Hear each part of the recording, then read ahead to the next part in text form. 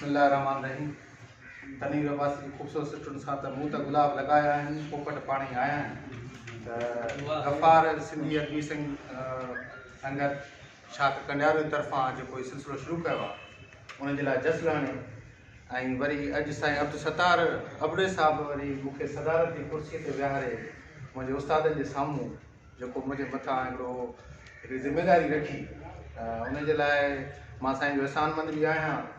ऐं जेकॾहिं साईं अल्ताफ़ दुख मुंहिंजे भरिसां न वेठो हुजे हा त शायदि मां भॼी वञा हा। वेठो हुयो। ऐं ॿी ॻाल्हि त कल्ह जॾहिं गफ़ार मूंखे ॿुधायो त साईं ते ॻाल्हाइणो आहे त मां पंहिंजो कमु इहो कयो, मां सिधो चनियाणी हुयुसि ऐं हुते साईं मोहम्मद उस्मान अब्बास सां मिलियुसि। साईं खे ॿुधायमि त साईं आगरे साहिब ते कुझु ॻाल्हाइण लाइ मूंखे ज़िमेदारी ॾिनी वई आहे। उन वक़्तु सदारत बदारत जी का बि ख़बर न हुई, बसि सिर्फ़ु इहो हुकुम थियो त तव्हांखे हिते अचिणो आहे, साईं ॻाल्हाइणो आहे। पोइ साईं खां वञी पुछा कयमि, छाकाणि त साईं जा ॿ किताब त मां पढ़िया हुया, सिंध जा बर पाठ ऐं जहिड़ा गुल गुलाब जा इहे थोरो पढ़ियासीं, पर वधीक माना जेको आहे सो पुछा करण जे लाइ, छाकाणि त साईं इल्म जो खज़ानो आहे। जॾहिं बि कंहिं ॻाल्हि ते कंहिं मौज़ू ते ॻाल्हाइण जी ज़रूरत पवंदी आहे त साईं खां रहनुमाई वठणु माना असांजे लाइ ज़रूरी हूंदी आहे। पोइ साईं तमामु सुहिणियूं ॻाल्हियूं कयूं। यूनिवर्सिटी जे प्रोफेसर जी हैसियत में मूंखे ख़बर आहे त जॾहिं तव्हां सदारत कंदा आहियो त तव्हां पंहिंजा वीचार ॿाहिरि में वठी ईंदव। पहिरियां तव्हां इहो ॿुधाईंदव त जिन माण्हुनि खे ॻाल्हायो उन्हनि कीअं ॻाल्हायो, छा ॻाल्हायो, पहिरियां उन्हनि ते ॻाल्हाईंदासीं। त महफ़िल जी शुरूआति में साईं जलमाणी साहिब खे मौक़ो ॾिनो वियो त हू साईं जे फ़न फ़िक्र ते ॻाल्हाए। साईं तमामु वॾो मक़ालो चई त एम फिल जो मक़ालो, उहो सॼो कुझु शायदि एम फिल जो मक़ालो खणी आयो। असां वटि ॿुधण जी तमामु घटि सलाहियत आहे ऐं वरी रिसर्च खे ॿुधण जी या माना अहिड़े क़िस्म जी शइ खे ॿुधण जी अञा तमामु घटि सलाहियत आहे। पोइ साईं तमामु बार बार चवंदो रहियो त मां इख़्तिसार सां ॻाल्हायां थो, पर इख़्तिसार खां साईं कमु डपी वियो। पर माशाअल्लाह बहितरीन तरीक़े सां माना साईं असांखे ॿुधायो त रबानी साहिबु पंहिंजी कहाणियुनि में कहिड़ा किरदार सॼा आहिनि ऐं कहिड़े तरीक़े सां हुन ते माना जेको आहे सो कमु कयो आहे। सिंध जी कहाणी ते जेकॾहिं असां ॻाल्हाईंदासीं त असांखे ख़बर पवंदी त सिंधी कहाणी में कुझु चंद नाला ई मशहूरु आहे। सिंधी कहाणी का एॾी अञा वॾी वसी आहे, एॾी तमामु तरक़ी याफ़्ता कहाणी न थी आहे, हुन ते अञा असांखे कमु करिणो पवंदो ॿियूं कहाणियूं थियूं। पर मूंखे शेख हयाज़ जी बि ॻाल्हि यादि अचे थी, जमाल अबड़े सां मल्हायल शाम जेको साईं ज़िक्र कयो जिते साईं रबानी आगरे जी तक़रीर ॿुधी, उन ई साॻिए प्रोग्राम में साईं शेख हयाज़ पंहिंजी तक़रीर में चयो त मां सॼी दुनिया जो अदब पढ़ियो आहे ऐं जेके सिंधी माना जेके कहाणियूं पढ़ियूं आहिनि, दुनिया जा जेके कहाणीकार आहिनि, उन्हनि सभिनी कहाणीकारनि खे साम्हूं रखी करे मां अथॉरिटी सां चवंदुमि। शेख हयाज़ जो लफ़्ज़ अथॉरिटी सां चवणु माना वॾी ॻाल्हि आहे। त साईं शेख हयाज़ चए थो त जमाल अबड़े जी कहाणियूं सभिनी खां बहितरीनु कहाणी आहे। त माना सिंध अहिड़ी ख़ूबसूरत कहाणियूं बि सचियूं, ईअं न आहे त बिल्कुलु कमु न आहे। पर असां जॾहिं बि सिंधी कहाणी नालो खणंदासीं त असांखे चंद माना आङुरियुनि ते ॻणण जहिड़ा माण्हू मिलंदा। अॼोके दौर में माना मिसाल ॻाल्हि असां पाण ॻाल्हि कयूं 2021 जी, त असांखे उन लेवल जी कहाणी जी माना कमी महसूसु थिए थी। जहिड़ियूं कहाणियूं आगरो साहिबु लिखी हुओ, जहिड़ियूं कहाणियूं जमाल अबड़े लिखियूं, जहिड़ियूं कहाणियूं मिसाल जी ॻाल्हि तारिक आलम में लिखियूं, त उन्हनि शयुनि जी माना असांखे कमी महसूसु थिए थी जंहिंते असांखे कमु करण ज़रूरत आहे। उन खां बाद में साईं गुलमुल साहिबु आयो। साईं असांजो ध्यानु जंहिं शइ जे तरफ़ छिकायो त यकीन जो मां पंहिंजी माना अॼोकी ॻाल्हाइण जे हिसाब सां जेका ॻाल्हि सोची आयो हुउमि त मां इहो ई चई आयुमि त मां आख़िर में गफ़ार खे ज़रूरु चवंदुसि त जहिड़े तरीक़े सां असां वर्षूं पिया मल्हायूं, अहिड़े तरीक़े सां असांजो महीने में हिकिड़ो आचर माना ज़रूरु मुख़्तस थियणु खपे, जंहिंते असां कंडियारो साहिबी उनजा जेके बि अदीब आहिनि, पोइ उनजी वरसी हुजे न हुजे, उन्हनि जे नाले ते माना महीने जो हिकिड़ो ॾींहुं असां मल्हायूं।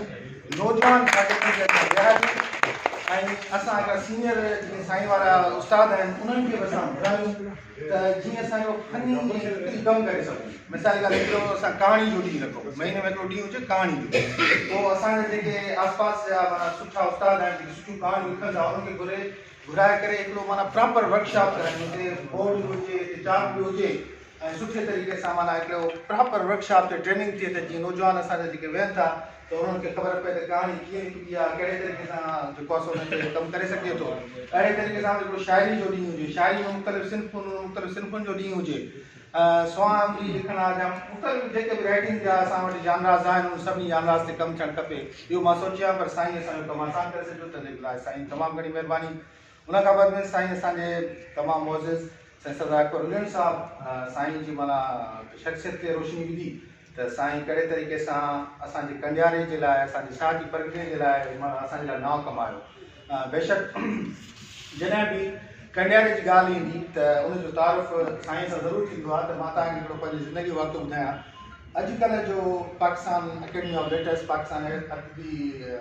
अकेडमी अदबियात जो जेको चेयरमैन आहे उहो आहे डॉक्टर मोहम्मद यूसुफ कुछ साहब। उहो असांजो उस्तादु रहियो आहे ऐं माना महिरबानी रहियो आहे। साईं सां मिलण लाइ जॾहिं मां हुते वियुसि पाकिस्तान अकेडमी ऑफ लेटर्स में इस्लामाबाद, त उते ई लिस्ट लॻी पई मेंबर जी त उते साईं जो नालो लिखियलु हो। पोइ मां साईं मां साईं जे ॻोठ जो आहियां, माना मां रबानी साहिब जो ॻोठ जो आहियां, मां कंडियारे जो आहियां। त मां मूंखे पंहिंजे ॻोठ जो तारीफ़ करण लाइ शख़्स मां आसानी फ़राहम कई, छाकाणि त जेकॾहिं मां कंडियारो ॿियनि माण्हुनि खे ॿुधायां त एतिरो जल्दी न सुञाणे सघंदा, पर जेकॾहिं असां उनखे साईं जे नाले सां जेकॾहिं निस्बत ॾियूं त छो त जीअं साईं जो हिकिड़ो इंटरनेशनल नालो आहे, हिकिड़ो तमामु वसी नालो आहे, त असांजे लाइ तमामु आसानी पैदा थी सघे थी। साईं अकबर साहिबु उन ते रोशनी विधी। साईं जवाहर मल्हार साहिब बि तमामु सुठे तरीक़े सां ॻाल्हायो, साईं जी कहाणियुनि जे फ़िक्र ते ॻाल्हाईं त साईं कहिड़े क़िस्म जी कहाणी लिखंदो हुयो। उन खां बाद में साईं निसार आगरा साहिबु वरी असांखे साईं जी शख़्सियत जे उन्हनि पहलुनि जे बारे में ॿुधायो जेको सिर्फ़ु साईं ॿुधाए सघे थो, छाकाणि त असांजो साईं सां तारुफ़ सिर्फ़ु लिखण जी हैसियत सां हूंदो।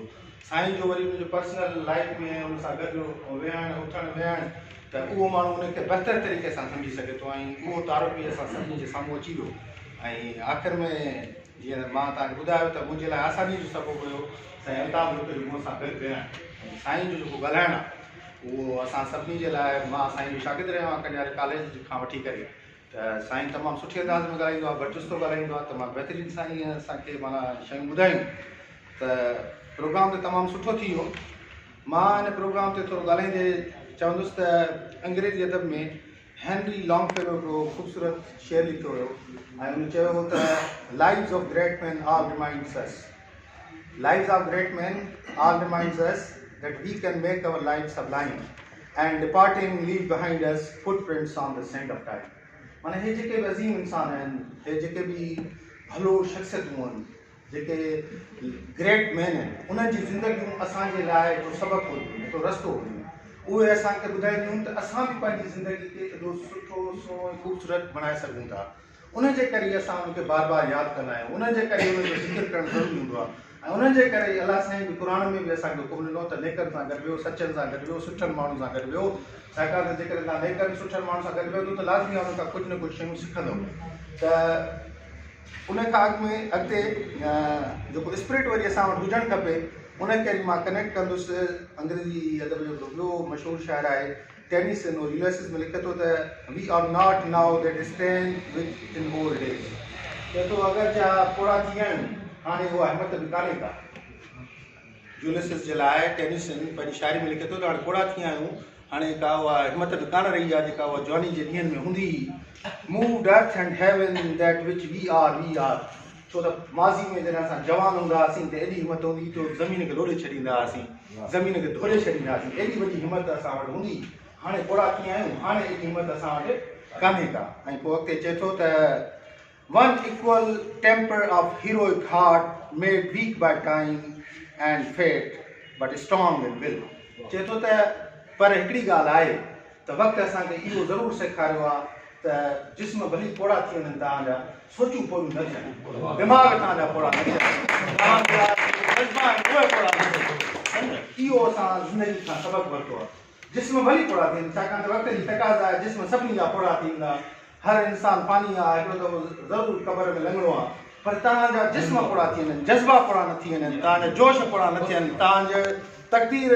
जेको तव्हांजो डिटर्मिनेशन आहे उहो पोड़ो न थिए। पोइ चए थो त बट स्ट्रॉन्ग इन विल। ऐं पोइ असां छा कयूं? To strive, to seek, to find and not to heed. त पोइ अचो त जिदोजहद कयूं, अचो त कोशिशि कयूं, एतिरी कोशिशि कयूं जो कॾहिं बि झुकूं, कॾहिं बि हथ न खणूं, कॾहिं बि माना नाउमीद न थियूं। इहो जज़्बो हुजणु खपे। इन जज़्बे सां जेकॾहिं असां कमु कंदासीं त लाज़मी आहे असां वटि सिर्फ़ु हिकिड़ो नालो न ईंदो, छाकाणि त उस्ताद बुखारी बि असांखे चई वियो त सदियुनि में जे थियो कर दीदवर पैदा त छा थियो। उस्ताद बुखारी चयो त सदियुनि में जे थियो को दीदवर पैदा त छा थियो। ज़माने खे नवनि शाहकारनि जी ज़रूरत आहे, नवा सुकरात नवा अफलातून नवा उस्ताद पैदा कर नवा सुकरात नवा अफलातून नवा उस्ताद पैदा कर असांजे देश के दाहन हज़ारनि जी ज़रूरत आहे असांखे जिते गुलाम रब्बानी आगरे असांजे लाइ मशल ठाही हिकिड़ो रस्तो ठाहियो थी राह ठाही हाणे असां जेके बि नौजवान वेठा आहियूं उनखे उन मशल उन रस्ते राह ते हलिणो आहे असांखे हज़ारे गुलाम रब्बानी आगरा पैदा करणा आहिनि छो त जंहिं वक़्त में गुलाम रब्बानी आगरे सिंध जे लाइ कमु कयो त उन वक़्त में शेख अयाज़ जहिड़ो माण्हू बि हुयो उन वक़्त में जमाल अबड़े जहिड़ो माण्हू हुयो उन वक़्त में तमामु वॾा वॾा नाला हुया जेके गॾिजी सॼी करे कमु कंदा अॼु 2021 में असांखे उन्हनि नालनि जी तमामु खोट आहे पर हाणे ईअं न आहे त सिंध में तारीख़ में पढ़िजे त कंहिं ज़माने में सिंध में शेख अयाज़ हुयो कंहिं ज़माने में गुलाम रब्बानी आगरो हुयो कंहिं ज़माने में उस्ताद बुखारी हुयो सिंध जी बका ऐं सिंध जी जेका अॻिते जो क़दम आहे अॻिते जो जेको सफ़र आहे उहो तॾहिं हलंदो जॾहिं लिखियो वञे त 2021 में बि गुलाम रब्बानी आगरे जा फॉलोअर्स मौजूदु हुआ उन वांगुरु लिखंदा उस्ताद बुखारी जा फॉलोअर्स हुआ उन वांगुरु लिखंदा शेख अयाज़ जो तसलसुल 2021 में हुयो जेकॾहिं असां उन जिदोजहद सां ऐं इन कोशिश सां माना कमु कंदासीं तॾहिं ई असांजो आजपोटी पवंदो तॾहिं ई असां जेका पंहिंजी जियापे जी सुठी जंग जेको आहे सो करे सघूं था उन ॾिस में तमामु घणो जेको मुबारक जे लाइक़ु आहे असांजो दोस्त अब्दुल गफ़ार से अब्दुल सत्तार ऐं सॼी सिंधियत बि संगत शाह खंडियारो जेका अहिड़ा ख़ूबसूरत प्रोग्राम करे थी ऐं मां उमेद थो कयां जीअं मां ॻाल्हि कई मुंहिंजो ख़्वाबु आहे त असां ख़ासि तौर ते खंडियारो साहिती जेका इल्मी ऐं अदबी हवाले सां तमामु ज़रख़ेज़ ज़मीन रही आहे असां वटि तमामु वॾा वॾा नाला जीअं साईं ॿुधायो हामिद खान आई लक्ष्मण कोमल अर्जुन हासानंद साईं जंहिंजे बारे में ॿुधायो अहिड़ा वॾा वॾा नाला असां वटि रहिया आहिनि त हाणे बि चाहियूं था ऐं नौजवान बि असां वटि साम्हूं वेठा आहिनि पर चाहियूं था त इहो तसलसुल हिकिड़े माना सिस्टमेटिक अंदाज़ में हले छाकाणि त साईं ॻाल्हि कई त रिसर्च खे त कंहिं बि शइ खे हाणे साइंटिफिक अंदाज़ में कमु करणो पवंदो उनखे साइंसी अंदाज़ में अॻिते वधाइणो पवंदो त साइंसी अंदाज़ इहो कमु आहे त पहिरियां शयुनि जी प्लैनिंग कबी उन प्लैनिंग करण खां पोइ उन्हनि जी एग्ज़ीक्यूशन जे लाइ माना उनखे अमल ते आणण जे लाइ क़दम खणणा पवंदा त मां चाहियां थो त हिन दफ़ो ॿीहर सॼे सिंध खां बाद में सॼी दुनिया में नाव वधे साहिती जो जंहिंमें असांजा नौजवान लेखक अचनि जंहिंजी बाक़ाइदे सरपरस्ती थिए ऐं असांजे नौजवान वटि तमामु घणो टैलेंट आहे पर थोरी सरपरस्ती जी थोरी गाइडलाइन जी ज़रूरत आहे जेकॾहिं असां उनखे प्लेटफॉर्म ते सिंधियत जी संगत तरफ़ां मुतारिफ़ कराए ॾियूं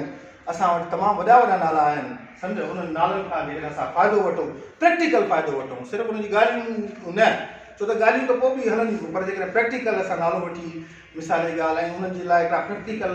मौक़ा फ़राहम कयूं शागिर्दनि खे कहाणी लिखणु सेखारियूं पोइ कचियूं कुझु कहाणियूं वरी हिकिड़े माना प्रोसेस मां गुज़रनि वरी उनखे असां गॾिजी सॼी करे छपायूं अहिड़े तरीक़े सां नवनि शाइरनि खे माना हिकिड़ो प्लेटफॉर्म ॾियूं शाइरी जूं सुठियूं सिंफूं असां विकिरायूं वरी उनखे छपायूं ऐं उन ते गॾिजी सॼी कमु कयूं त मां सम्झां थो त असांजो जेको माना इलाइक़ो आहे साहिती जंहिंजी माज़ी में हिकिड़ो शानदार माज़ी रहियो आहे उहो हिकिड़े सुठे मुस्तक़बिल जे तरफ़ बि माना असांखे वठी वञी सघे थो ऐं पोइ माण्हू ईअं न चवंदा त को ज़मानो हुयो छाकाणि त पोइ न त ॻाल्हि इहा वञी थी नारायण शाह वांगुरु त अला ईअं न हो जो किताबनि में लिखिजे सिंध ऐं सिंध वारनि जी ॿोली ईअं न हो त माण्हू चवनि त कंहिं ज़माने में साहिती में तमामु वॾा अदीबी वॾा नाला पैदा थिया ऐं उन खां बाद में ॼण त साहिती जो तसलसल रुकिजी वियो ईअं न थियणु खपे ऐं मां तमामु सभिनी ॿुधणनि जो शुक्रगुज़ार आहियां जन हिन प्रोग्राम खे वॾे सब्र सां ऐं वॾे गौर सां वॾे फ़िक्र सां ॿुधो आहे असां वटि ॿुधण वारा तमामु घटि माण्हू आहिनि माण्हू शमन मिराली या को ॿिया प्रोग्राम ॾाढा ॿुधी सघंदा उते ॿ ॿ टे कलाक वेही सघंदा पर हिकिड़ी इल्मी ऐं अदबी निशस्त में वेही करे तव्हां माण्हू खे ॿुधो उन लाइ तव्हां जस लड़ो था ऐं तव्हांजी तमामु घणी महिरबानी आई लव यू ऑल